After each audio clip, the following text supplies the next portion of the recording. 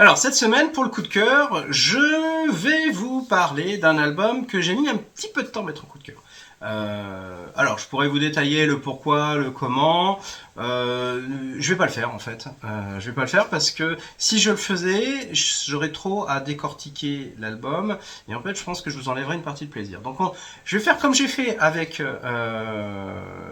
tous nos clients. Je vais vous laisser en fait le découvrir. Tout simplement, vous faire votre propre avis, parce que la frontière entre parfois ce qui fait passer un coup de cœur ou qui n'en fait pas un, elle est très ténue. Là, ce qui me fait passer le pas, c'est outre les retours de tous mes clients lecteurs, c'est surtout le fait que je n'arrête pas d'y penser à cet album. Donc, il a quand même réussi son petit effet, son tour de force, c'est-à-dire à me marquer. Donc, en l'occurrence, cet album, c'est quoi? Eh bien, c'est Sœurs des Vagues. Sœurs des Vagues, vous allez retrouver deux auteurs qui sont quand même très très doués. D'un côté, on a Michael que vous avez peut-être découvert sur Giant, Boot Black, ou encore Harlem. Donc excelle dans le polar américain, surtout entre deux guerres. Enfin voilà, il est très bon là-dessus. La petite différence, c'est que là, nous sommes en Nouvelle-Écosse, donc on s'éloigne un peu de ce qu'il a l'habitude. Mais une Nouvelle-Écosse qui va vous rappeler un petit côté côte bretonne, un petit côté petit village traditionnel. On est totalement là-dedans. En gros, ce village, il a quoi? Eh ben, il vit un petit peu, je dirais, en autarcie. Il a son phare, puisqu'on est quand même au bord de la côte et il faut éviter les écueils. Là, vous allez retrouver des visages et des villages et des sensations qui vont vous rappeler, en fait, l'esprit un petit peu côte bretonne. L'histoire va voir ce petit village, justement, se retrouver au centre de deux événements principaux qui vont modifier, mettre en balance en fait tout l'envers du décor. Et là, c'est un petit peu ce que vous allez vous demander en fait, c'est qu'est-ce qui se cache derrière ce village. En fait, ce qui se cache derrière ce village, eh bien, c'est d'abord un naufrage où on va voir un seul survivant avec multi-tatouages, etc. Personnage un peu étrange, personne lui fait confiance. En plus, c'est un village qui est pas mal déserté de ses hommes. On est en 1914. Soit ils sont partis en campagne de pêche, certains commencent à se dire ça sent pas bon. D'autres sont partis. Voilà. Parmi les seuls hommes qui restent, eh bien il y a le gardien du phare, Balan. Surnom bien entendu, Balan parce que baleine, je vous laisse imaginer. Et oui, et en plus il a une fille métisse avec qui il s'entend pas. Et puis c'est un village où on a une majorité de femmes qui tiennent un petit peu le village.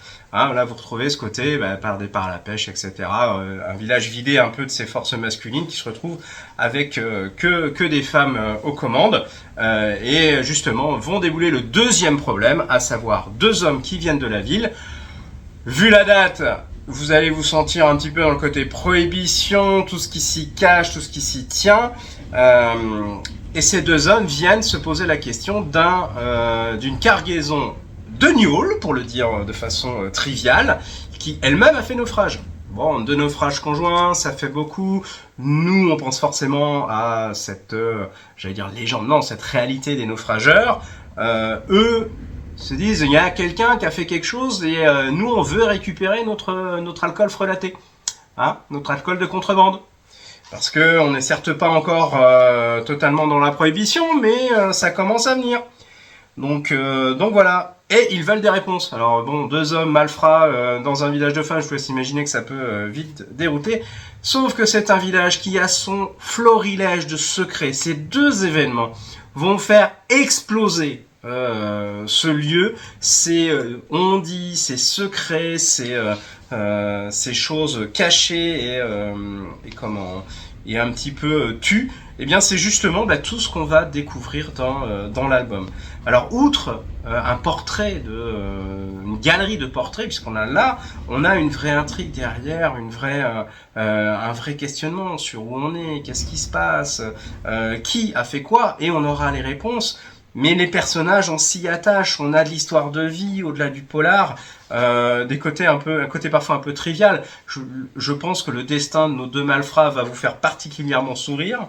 Et puis on a ce mystère autour du personnage le naufragé, qui va vous tenir mais jusqu'à la fin, voire même vous questionner après la fin. Mais ça, c'est une autre histoire. Maintenant, reste à savoir, quel secret cache réellement ce village ? Qu'est-ce qui s'y cache ? Y a-t-il un lien justement avec Balan ? Ou est-ce que justement les femmes ont tenu d'une main de fer depuis toujours des secrets afin de maintenir l'unité, la cohésion du village, quitte à faire des pots cassés, à casser des œufs comme on dit, quitte à faire des dommages collatéraux. Autant vous dire que ça va poser justement beaucoup de questions. Donc franchement, un très bon album à découvrir. En plus, Michael a adapté son dessin. Il n'est pas tout à fait identique à ce qu'il avait fait sur Giant pour donner un peu une autre ambiance. Donc franchement, très bien fait. Bon alors je parlerai pas de Tristan Rouleau, même si j'ai vraiment très envie d'en parler, mais lui c'est un scénariste connu et reconnu. Je peux citer que Hedge Fund. Pour lui, il est doué, très très doué dans le polar, plus qu'autre chose, très intelligent. Il sait planquer les choses pour qu'elles arrivent au bon moment.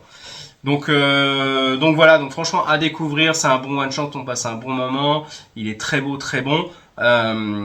Et puis comme toujours, il fait partie de la petite collection signée, et comme vous le savez peut-être, cette collection-là, il y a quand même rarement des loupés dans cette histoire-là. Donc en attendant, je vais vous souhaiter une belle découverte, une bonne lecture, et puis à très vite. Allez, au revoir.